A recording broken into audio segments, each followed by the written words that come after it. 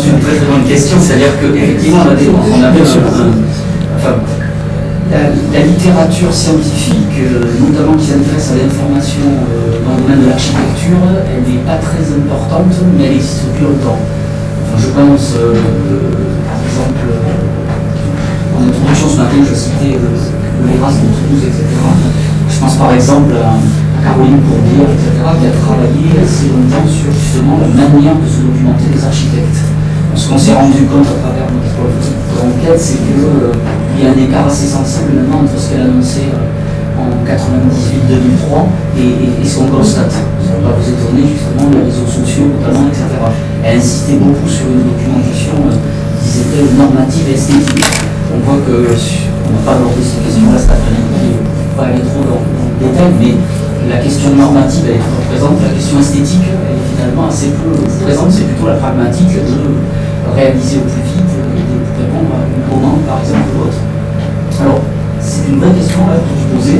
Est-ce qu'on continue longtemps à faire ce travail de fond ou est-ce qu'on choisit notre entrée? Il ne faut pas oublier que GCCPA, c'est une recherche action, on va dire, qui a une finalité assez courte dans le temps.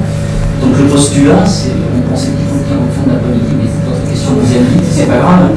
C'est plutôt de prendre justement, d'aller chercher des micro-entreprises dans le domaine de l'éco-construction, d'échantillons, et d'analyser avec eux donc, leur système d'information personnelle. C'est ça l'idée maintenant. Et c'est d'aller d'une part voir avec le professionnel, leur propre système d'info, et certainement de carotter un peu, c'est-à-dire de prendre quelques extraits, de voir un petit peu comment ils s'organisent le travail. Voilà, c'est plutôt ça, cette idée.